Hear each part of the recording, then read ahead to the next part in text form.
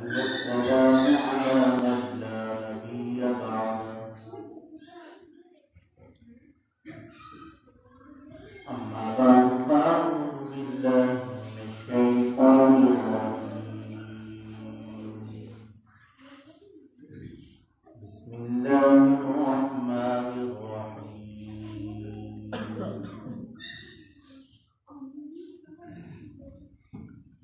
يا أيها الذين آمنوا اتقوا الله وكونوا مع الصادقين.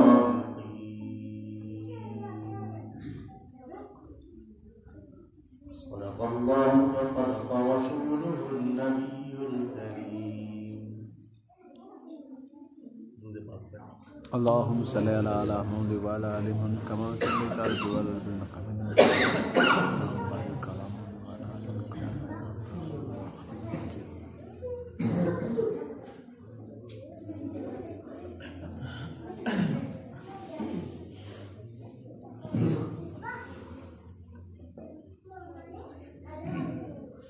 انتہا قابل صد احترام سامنے گرامی قدر معزز دوستوں اور بھائی،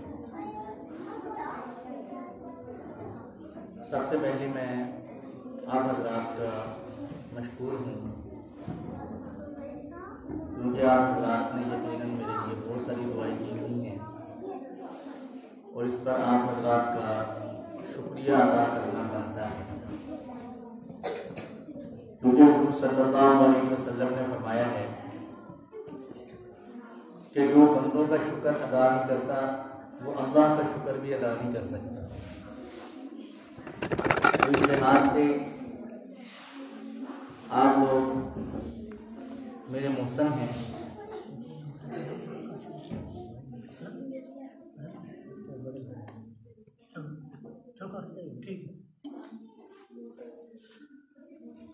اس لحاظ سے میں آپ حضرات کا انتہائی مشکور ہوں کہ آپ لوگوں نے مجھے دعاؤں میں یاد رکھا اور ہم ایک دفعہ پھر اللہ رب العزت اور ان کے پیغمبر اور ان کے صحابہ کے لیے بات کرنے کے لیے آپ کے درمیان موجود ہیں۔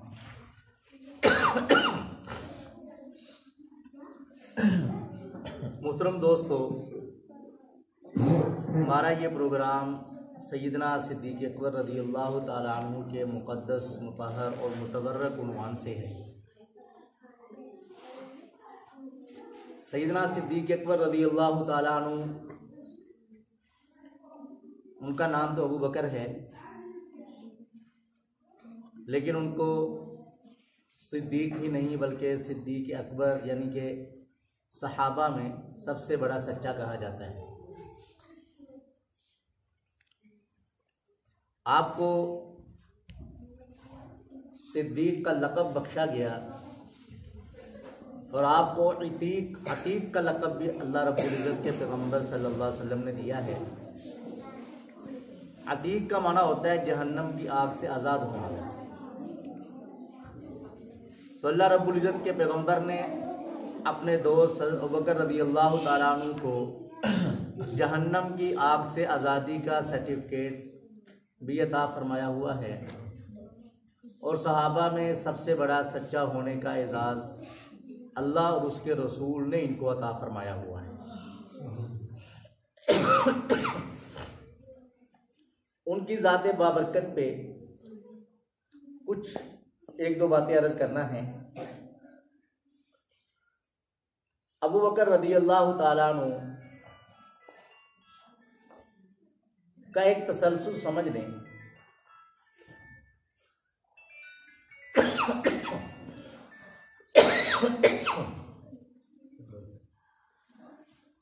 اس کو تھوڑا سا اس انداز میں سمجھیے کہ حضور صلی اللہ علیہ وسلم کی جو صفات ہیں ان میں سے بہت بڑا حصہ سیدنا صدیق اکبر نے حاصل کیا، اور اللہ رب العزت نے جو اپنی سب سے بڑی صفت تھی اس میں سے اپنے محبوب حضرت محمد صلی اللہ علیہ وسلم کو وافر حصہ عطا فرمایا۔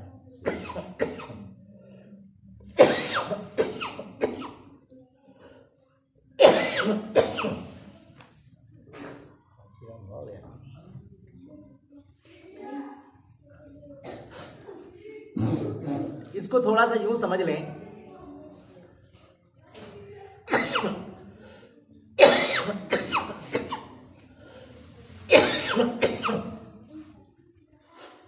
کہ اللہ رب العزت کی بہت ساری صفات ہیں اور اللہ کی ساری صفات کو آپ دو حصوں میں تقسیم کر سکتے ہیں. کچھ اللہ کی صفات اللہ کی صفت جلال کے تحت آتی ہیں اور کچھ اللہ کی صفات صفت جمال کے تحت آتی ہیں.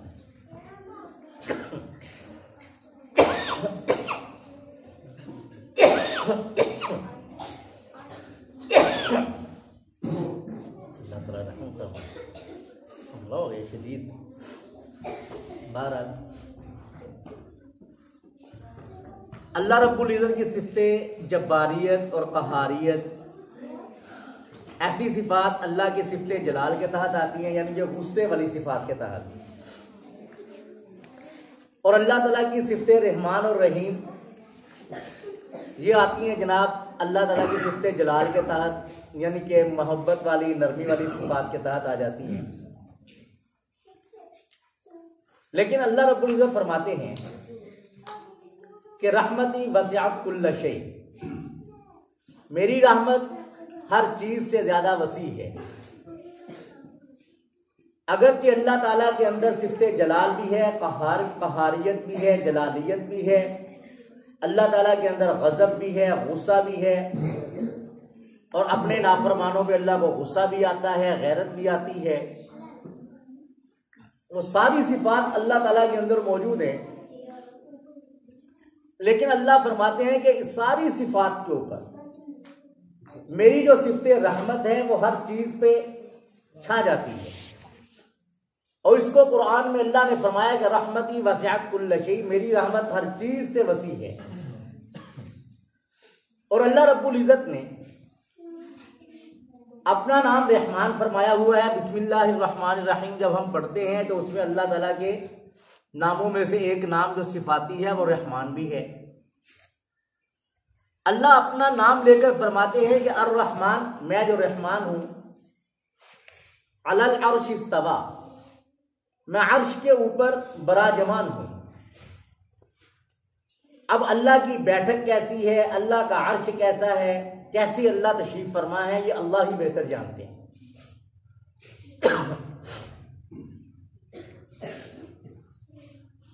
آگے آپ قرآن میں دیکھیں تو اللہ تعالیٰ فرماتے ہیں کہ جو اللہ کا عرش ہے وہ پانی کے اوپر ہے. پانی کے اوپر اللہ کا عرش ہے اور عرش کے اوپر رحمان خود مستقیم ہے، تشریف فرما ہے. اور وہ رحمان فرما رہے ہیں کہ میری رحمت ہر چیز سے وسیع ہے، ہر چیز پہ چھائی ہوئی ہے. اب اللہ کا پوری صفت جمالیت کے ساتھ عرش پہ تشریف فرما ہو کر اپنے عرش کو پانی کے اوپر فرمانا، اس میں نقطہ یہ ہے کہ آگ جتنی مرضی بڑکی ہوئی ہو، اگر اس پہ پانی ڈال دیا جائے تو وہ ٹھنڈی پڑ جاتی ہے. اللہ فرما رہے ہیں کہ میرا عرش پانی کے اوپر ہے، اگر اس پہ جلال ہوگا بھی کہیں بھی تو یہ پانی سارے کا سارا اس کو جمال میں تبدیل کر دے گا. اللہ رب العزت نے صفت جمال کے تحت اپنے بندوں کی بہتری کے لیے، رہنمائی کے لیے، ان کی کامیابی کے لیے انبیاء کا ایک سلسلہ شروع کیا. اس میں اللہ تعالیٰ کی صفت رحمت تھی کہ اللہ تعالیٰ اپنے کسی بندے کو جہنم کی طرف دیکھنا نہیں چاہتے تھے کہ جائے. اللہ تعالیٰ اپنے بندے کو نافرمانیوں کا مرتکب ہو کر ہمیشہ کے لیے عذاب میں جلتا ہوا برداشت نہیں کر سکتے تھے. اس لیے اللہ نے صفت رحمت کے تحت انبیاء کا سلسلہ شروع کیا. پھر آخر میں حضور صلی اللہ علیہ وسلم کو اسی صفت رحمت کے تحت اس دنیا میں بھیجا، اور حضور علیہ السلام کی بہت ساری صفات اللہ نے مذکور فرمائی. اور ان میں جو سب سے بڑی صفت اللہ تعالیٰ نے فرمائی وہ یہی ہے کہ وَمَا أَرْسَلْنَاكَ إِلَّا رَحْمَةً لِّلْعَالَمِينَ، ہم نے آپ کو سارے جہانوں کے لیے رحمت بنا کر کے بھیجا ہے. یعنی کہ یہاں پر بھی اللہ کے سب سے محبوب اور لاڈلے پیغمبر کی صفات میں سے جو سب سے بڑی صفت ہے وہ رحمت ہے، وہ رحم ہے. اور اس کے علاوہ دوسری صفات میں ہمیں نظر نہیں آتی کہ ایسی چھائی ہوئی صفت حضور صلی اللہ علیہ وسلم کی کوئی اور ہو. لوگ اعتراض کرتے ہیں کہ جناب آپ کہتے ہیں کہ حضور صلی اللہ علیہ وسلم سارے جہانوں کے لیے رحمت ہیں، لیکن جب کوئی چور چوری کرتا ہے اور آپ اس کا ہاتھ کاٹ دیتے ہو، یہ کون سی رحمت ہے؟ یہ تو ظلم ہے، یہ ظلم تو نہیں ہونا چاہیے۔ ہم نے اس کو بتایا کہ تم نے سمجھا نہیں ہے، اصل میں ایک تو یہ کہ یہ قرآن کا حکم تھا کہ وَالسَّارِقُ وَالسَّارِقَةُ فَاقْطَعُوا أَيْدِيَهُمَا، جو عورت و مرد چوری کرے اس کا ہاتھ کاٹ دیا جائے۔ نبی صلی اللہ علیہ وسلم شارع علیہ السلام ہیں، قرآن کی تشریح کرنے والے ہیں، اگر چور کا ہاتھ نہ کاٹے تو اس چوری کی وجہ سے یہ ہمیشہ جہنم کی آگ میں جل سکتا ہے، یہ جہنم کی آگ برداشت نہیں کر سکتا۔ حضور کا اس دنیا میں اس کا ہاتھ کاٹنا یہ رحمت کی وجہ سے ہے، اگر ہاتھ نہ کاٹے تو یہ جہنم کی عذاب بھگتے گا، جو اس کے بس کی بات نہیں۔ آپ کہتے ہو، اعتراض ہوتا ہے کہ ایک بندہ کسی کو قتل کر دیا، آپ اس کو بھی قتل کر دیتے ہو قصاص کے اندر، بدلے کے اندر، یہ تو ظلم ہے، یہ تو رحمت نہیں ہے۔ ہم اس کو یہی بتاتے ہیں کہ اگر اس کو ہم اس قتل کے بدلے میں، ناجائز قتل کے بدلے میں انسان کو قتل اسلام نہ کرے، حضور حکم نہ دے قتل کا، تو یہ ہمیشہ ناحق قتل ناحق کی وجہ سے جہنم میں جائے گا۔ یہ تھوڑی سی تکلیف برداشت کر کے جب یہ یہاں سے جاتا ہے تو یہ حضور کی رحمت کی وجہ سے جنت میں جانے کا باعث بنتا ہے۔ تو حضور علیہ الصلوۃ والسلام نے جب محنت کی، محنت کے نتیجہ میں صحابہ کرام کو تیار کیا، صحابہ کرام پر محنت کی، اپنی ساری زندگی کی محنت کر کے جماعت صحابہ کو تیار کیا۔ جماعت صحابہ میں بھی بہت سارے اوصاف ہیں، بہت سارے کمالات ہیں، بہت ساری اللہ رب العزت نے صفات رکھی، ان میں جمال والی صفات بھی تھی، غضب والی صفات بھی تھی، جلال و جمال والی صفات صحابہ میں بھی موجود ہے۔ لیکن جب قرآن تذکرہ کرتا ہے ان کا تو سب سے بڑی صفت جو صحابہ میں چھائی نظر آتی ہے وہ یہی آتی ہے کہ رحماء بینہم، یہ آپس میں بالکل رحم دے۔ اللہ اس کی ساری صفات کے صفت رحمت غالب ہے، حضور صلی اللہ علیہ وسلم ان کی ساری صفات میں صفت رحمت غالب ہے، صحابہ ان کی ساری صفات میں صفت رحمت غالب ہے۔ آپ آگے چلیے، جب پیغمبر نے اپنے صحابہ پہ محنت کی تو پھر صحابہ کرام میں سے بھی یہ بات نکھر کر کے سامنے آئی، لیکن جب پیغمبر نے اپنے صحابہ پہ محنت شروع کی ہے تو سب سے پہلے جس شخص نے اس محنت کو قبول کیا، محنت کو قبول کرنے کے بعد جب اس نے پیغمبر کا ساتھ دیا، پیغمبر کے اس ساتھی کے اندر بھی بہت ساری صفات تھی۔ جب آفتاب نبوت طلوع ہوا، ایک ضابطہ ذہن میں رکھیں، جب کوئی بھی سورج طلوع ہوتا ہے دنیا کے اندر ہر روز تو سب سے پہلی کرنیں اس کی سب سے بڑی عمارت پہ پڑا کرتی ہیں، سب سے اونچی بلڈنگ پہ پڑا کرتی ہیں، سب سے اونچے پہاڑ پہ پڑا کرتی ہے، سب سے اونچی چیز پہ پڑا کرتی ہے۔ جب نبوت کا سورج طلوع ہوا تو سب سے بڑے انسان صدیق اکبر پہ پہلی کرن پڑی، انہوں نے اس کرن کو قبول کیا ہے، اور کرن کو جب قبول کیا، پیغمبر کے اوصاف و کمالات کو اپنے اندر لیا، تو پیغمبر نے بھی اپنی حدیث مبارکہ میں اعلان کر دیا کہ ارحم امتی بامتی ابو بکر، میری امت پہ سب سے بڑا اگر رحم دل ہے تو وہ ابو بکر ہے۔ یعنی کہ ابو بکر کا ذرا انداز دیکھیں کہ کہاں سے وہ صفات کو لے کر رب تک جا رہے ہیں۔ اس کا مطلب یہ ہوا کہ جو ابو بکر کا دامن پکڑ لیتا ہے گویا اس نے سارے صحابہ کا دامن پکڑ لیا، جس نے ابو بکر کا دامن پکڑا گویا وہ پیغمبر کا دامن پکڑ رہا ہے، جس نے ابو بکر کا دامن پکڑا گویا وہ حضور صلی اللہ علیہ وسلم کا دامن کو پکڑنے کے بعد رب کے دربار پر پہنچ چکا ہے، رب کے در پہ پہنچ چکا ہے۔ تو میرے محترم دوستو، اسلام میں نے پیش کیا تو اس نے کوئی نہ کوئی دلیل مانگی۔ میں کہ ابو بکر واحد شخصیت ہے جنہوں نے مجھ سے دلیل نہیں مانگی، بلکہ فوراً سے پہلے میرے اوپر اسلام لے آیا، فوراً اسلام قبول کیا کہ نہیں آپ جو کہتے ہیں سچ کہتے ہیں، یہ ابو بکر ہی تو ہیں، اور یہ ابو بکر کو اعزاز، یہ بڑے بڑے اعزازات جو ہمیں رب ذوالجلال کے حضور ان کے نظر آتے ہیں یہ ایسے ہی نظر نہیں آتے۔ ہم پڑھتے ہیں کہ سیدنا صدیق اکبر رضی اللہ تعالی عنہ ان کی خدمت میں رب ذوالجلال سلام بھیجتے ہیں، ہمیں اعزاز نظر آتا ہے کہ ابو بکر اسلام کے سب سے پہلے اسلام قبول کرنے والے ہیں، اور دنیا میں قیامت تک جتنے لوگ بھی اسلام قبول کریں گے ان سب کا ثواب بھی صدیق اکبر میں کھاتے میں جائے گا، کیونکہ اسلام کا پہلا مسلمان آدمی ہے پہلا مسلم ہے. ہمیں بڑے اعزازات نظر آتے ہیں صدیق اکبر کے کہ یہ پیغمبر کے خلیفہ ہی نہیں، یہ پیغمبر کے جانشین بھی ہیں، پیغمبر کے مصلی کے وارث بھی ہیں، پیغمبر کے سسر بھی ہیں. پیغمبر کے صحابہ میں سب سے پہلا نمبر انہی کا لگتا ہے، عشرہ مبشرہ میں بھی شامل ہیں. پیغمبر کے زندگی کے اندر پیغمبر کی نماز کرانے کے لیے کوئی اگر کھڑا ہوتا ہے تو وہ صرف صدیق اکبر دکھائی دیتے ہیں.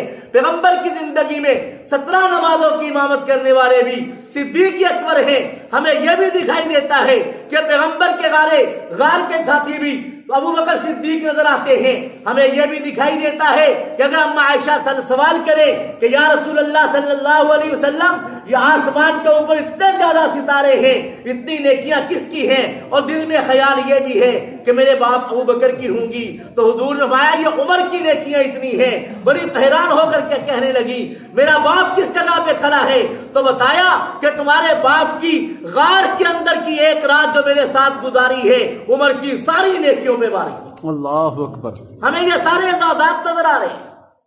ہمیں صدیق اکبر کا پیغمبر کو اپنے کندھوں پہ اٹھا کر غار کے اندر لے جانا نظر آ رہا ہے. ہمیں صدیق اکبر کے اعزاز میں یہ بات نظر آتی ہے کہ قرآن کہتا ہے کہ لصاحبہ، ان کو صحابیت کا اعزاز، صحابیت کا مقام اور منصب قرآن عطا کرتا نظر آ رہا ہے. ہمیں یہ صدیق اکبر کا مقام نظر آ رہا ہے. والذی جاء بالصدق وصدق بہ کے عنوان سے صدیق اکبر کی صداقت پہ مہرے اللہ تعالیٰ کی ذات لگا رہے ہیں. لقد سمع اللہ قول الذین قالوا ان اللہ فقیر ونحن اغنیاء کہہ کر رب ذوالجلال اپنے پیغمبر کے اس صحابی کا دفاع کرتے نظر آتے ہیں.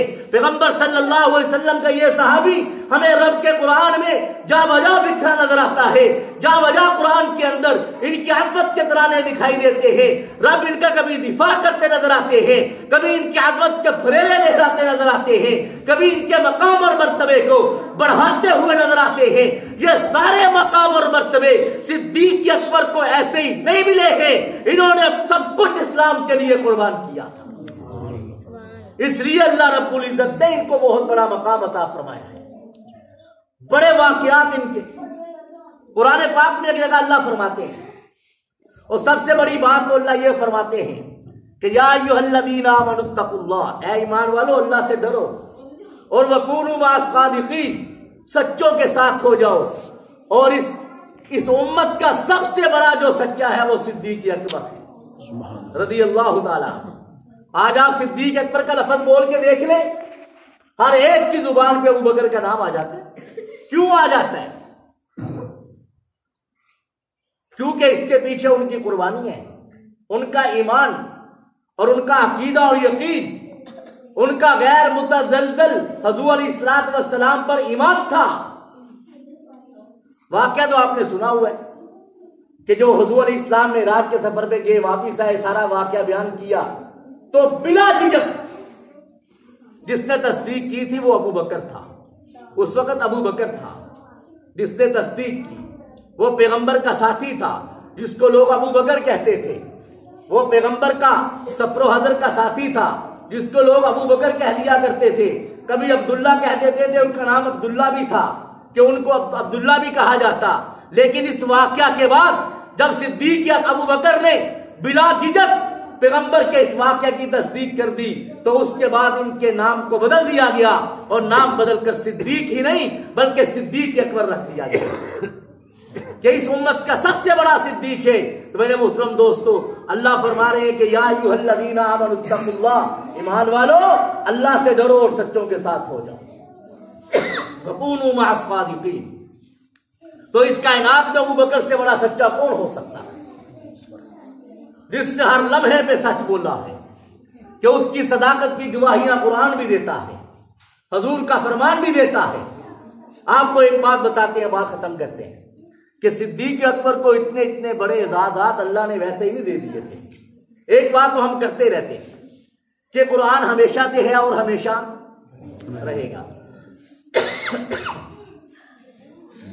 ایک بات بنیادی سمجھ لیں کہ قرآن اللہ کی مخلوق کیا ہے؟ اللہ کی مخلوق نہیں ہے.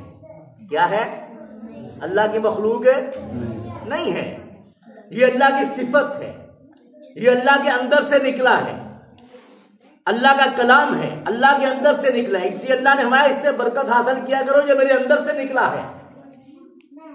تو جو اللہ کی صفت ہے، یہ صفت بھی اللہ کی وہ ہے، کیونکہ اللہ ہمیشہ سے ہے، ہمیشہ رہیں گے، اس لیے اللہ کی صفات بھی ہمیشہ سے ہیں، ہمیشہ رہیں گی، کیونکہ اللہ وہ نہیں کہ جس کو ہمارے جیسا کہا جا سکے، نعوذ باللہ۔ کیونکہ میں تقریر کرتا ہوں، میں نے تقریر محنت کے ساتھ سیکھی، تو یہ ایک صفت ضرور ہے، لیکن محنت کے بعد ملی، میں پیدا ہوتے ہی صفت کا مالک نہیں تھا۔ اللہ رب العزت کی ذات وہ ہے کہ ہمیشہ سے ہیں، ہمیشہ رہیں گے، ان کی جو صفات ہیں وہ بھی ہمیشہ سے ہیں، ہمیشہ رہیں گی۔ یہ قرآن بھی اللہ کی صفت ہے، یہ بھی ہمیشہ سے ہے، ہمیشہ رہے گی۔ اس قرآن کے اندر ایک بات موجود ہے، اللہ رب العزت فرما رہے ہیں کہ اے ایمان والو، یا ایھا الذین آمنوا من یرتد منکم عن دینہ، کچھ لوگ تم میں سے دین سے پھر جائیں گے تو کیا ہوگا؟ فسوف یأتی اللہ بقوم، اللہ ایک ایسی قوم لائیں گے، یحبہم ویحبون، کہ وہ اللہ سے محبت کرتی ہوگی قوم اور اللہ ان سے محبت کرتا ہوگا۔ اذلۃ علی المؤمنین، وہ دیکھنے میں وہ مومنین کمزور ہوں گے، عزت علی الکافرین، کافر بڑے مضبوط ہوں گے، یجاہدون فی سبیل اللہ، لیکن وہ اللہ کے راستے میں جہاد کریں گے، ولا یخافون لومۃ لائم، وہ کسی ملامت سے خوف نہیں کریں گے۔ وہ کیا ہے؟ اب یہ آیت مبارکہ نازل ہو چکی، مفسرین کرام اس بات میں متفق ہیں کہ جناب یہ آیت مبارکہ سیدنا صدیق اکبر کی شان میں اتری ہے۔ کیسے؟ ترجمہ ذہن میں رکھیے، آپ کو بات سمجھ میں آ جائے۔ اللہ فرما رہے ایمان والو، تم میں سے کچھ لوگ دین سے پھر جائیں گے، پھر اللہ ایک قوم لائیں گے ایسی جس سے اللہ محبت کرتا ہے، وہ اللہ سے محبت کرتے ہیں، پھر وہ اللہ کے راستے میں جہاد کریں گے، لوگ ان کو ڈرائیں گے، وہ ڈریں گے نہیں، لوگ ان کو ملامت کریں گے، وہ ملامت کا خوف نہیں کھائیں گے، وہ اللہ کے راستے میں اتر جائیں گے۔ اب ہوا کیا؟ حضور علیہ الصلوۃ والسلام اس دنیا سے پردہ فرما گئے۔ جب حضور نے پردہ فرمایا تو اسلام ترقی کے زینے چڑھنے لگا تھا۔ حضور علیہ الصلوۃ والسلام نے جب اسلام کو ترقی دینا شروع کی، لیکن اللہ کا ایک طریقہ کار ہے، اللہ رب العزت نے اپنے محبوب کو اپنے پاس بلا لیا۔ جب حضور علیہ الصلوۃ والسلام اللہ کے پاس تشریف لے چلے تو ساری دنیا نے مل کر سیدنا صدیق اکبر کو پیغمبر کا جانشین مقرر کر دیا، جو پیغمبر کا جانشین بھی بنا، پیغمبر کا خلیفہ بلا فصل بھی بنا، پیغمبر کے مسلح کا وارث بھی بن گیا۔ جب یہ سارا کام مکمل ہو گیا، حضور علیہ الصلوۃ والسلام کو روضہ اقدس میں ان کی جگہ پر پہنچا دیا گیا، اما عائشہ کے حجرے میں ان کو آرام کے لیے ان کو وہاں پہ جگہ دے دی گئی۔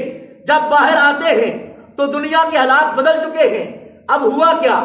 وہ لوگ جو عرب سے دور دور کے لوگ تھے، مسلمان ہو چکے تھے بظاہر، جب حضور اس دنیا سے پردہ فرما گئے، انہوں نے سمجھا کہ حضور چلے گئے، اب دین پہ رہنے کی ضرورت نہیں، انہوں نے دین اسلام سے پھرنے کا اعلان کر دیا کہ ہم اپنے سابقہ دینوں پہ جاتے ہیں۔ اگر کوئی عیسائی ہے تو وہ عیسائی ہو گیا، کوئی مشرک تھا تو مشرک ہو گیا، کوئی یہودی تھا تو یہودی ہو گیا۔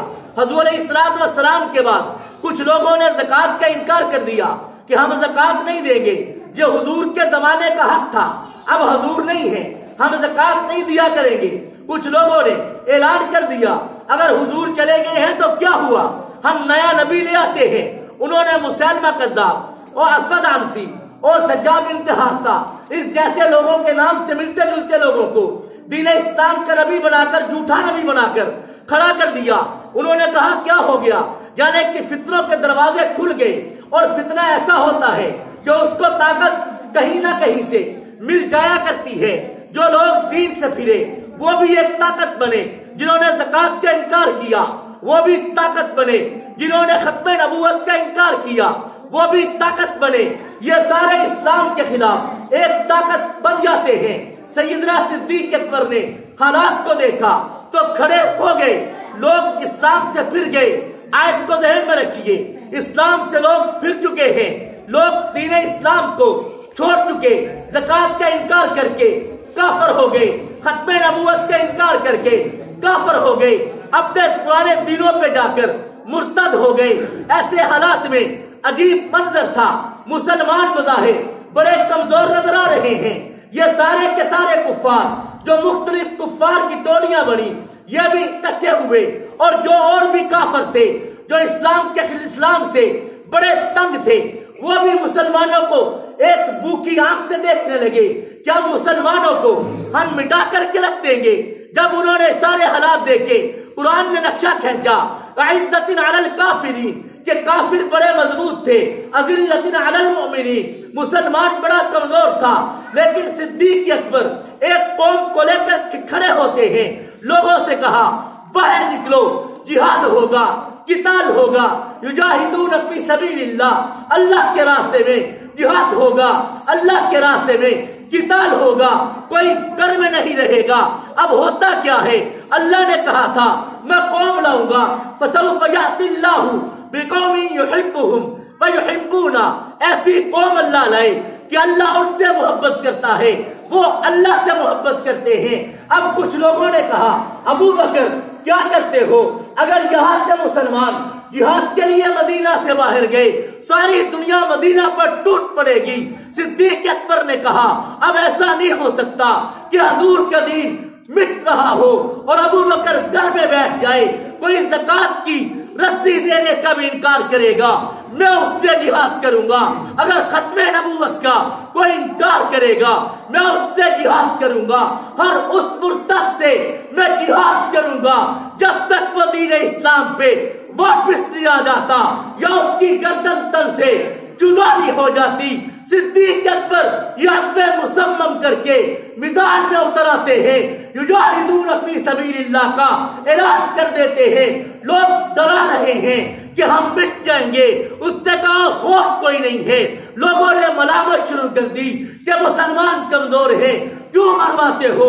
فرمایا خوف کوئی نہیں ہے، حضور کا دین نہیں مٹنا چاہیے، ہماری زندگی رہ جائے، حضور کا دین مٹ جائے، میں ابو بکر نہیں برداشت کر سکتا ہوں۔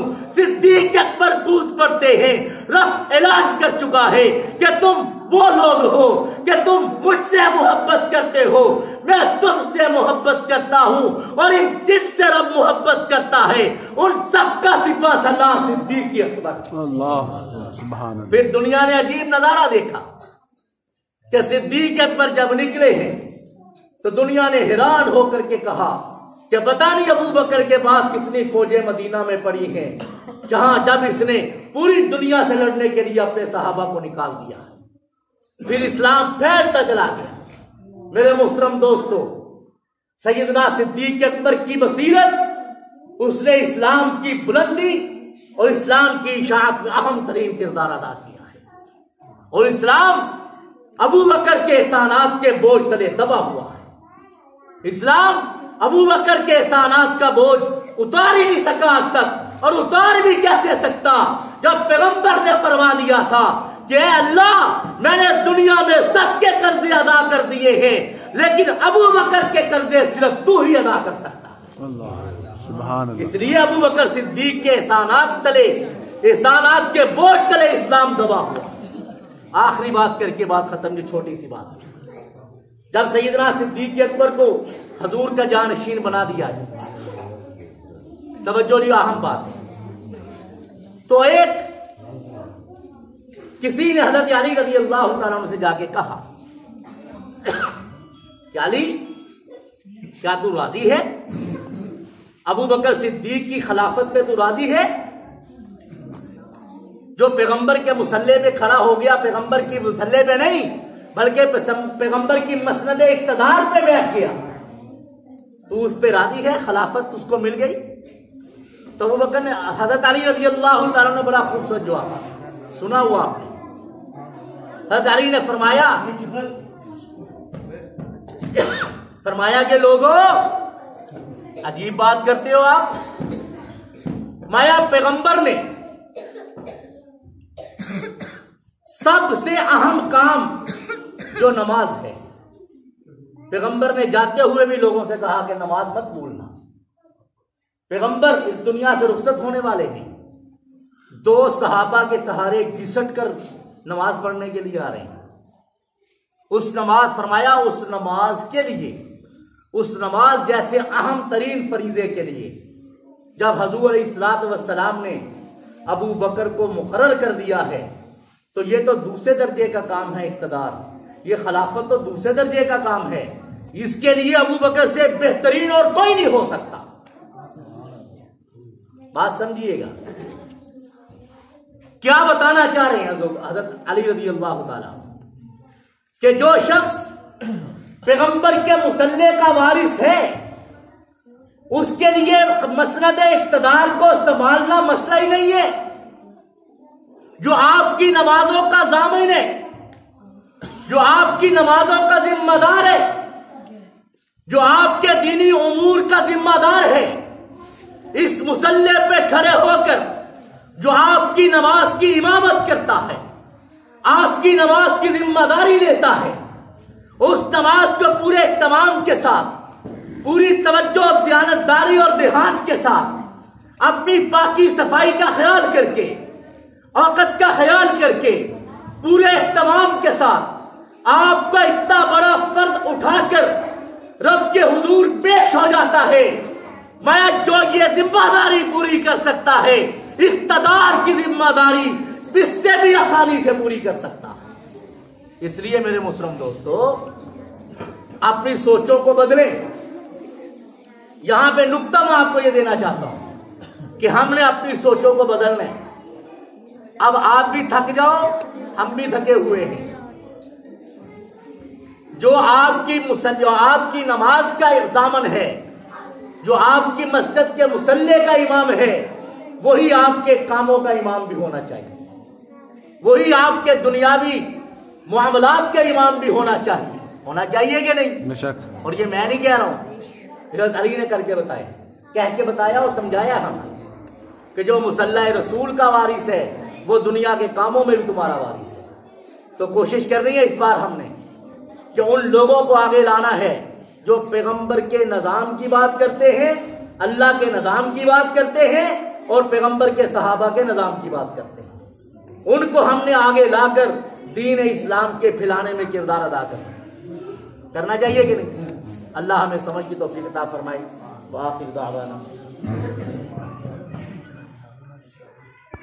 बहुत बड़े मुफक्कर भी हैं, स्कॉलर भी हैं, उन्होंने एक मुहिम शुरू की हुई है अफगानिस्तान के हवाले से, क्योंकि अफगानिस्तान आपको पता कि तालिबान वहाँ पे हुकूमत जमा चुके हैं और इस वक्त पूरी दुनिया बिल्कुल और बशमूल हमारे मुसलमान मुमालिक मिलकर कोशिश कर रहे हैं कि अफगानिस्तान का माली तौर पर बाइकाट कर दिया जाए। पूरी कोशिश कर रहे हैं वो। उसके लिए हज़रत उस्ताद जी ने पूरी दुनिया में एक काम शुरू किया है कि पूरी दुनिया में मुसलमान चाहे किसी भी तबके से ताल्लुक़ रखते हैं, उनसे साइन लिए जाएं कि जी हम तालिबान की हुकूमत की बहाली के लिए अपने मुसलमान मुल्कों से ये चाहते हैं कि वह उनकी बहाली में किरदार अदा करें, उनके साथ उनका साथ दें, उनके साथ ताउन करें, उनके मुआविन बनें। तो इस हवाले से भी अगर आपके पास ऐसी कोई मुहिम आती है कि अफगानिस्तान के तालिबान के साथ यकजहती के लिए, तो हमने इंशाअल्लाह अपना दीनी फरीदा समझते हुए ये काम करना है, करेंगे जी इंशाअल्लाह। अल्लाह अमल की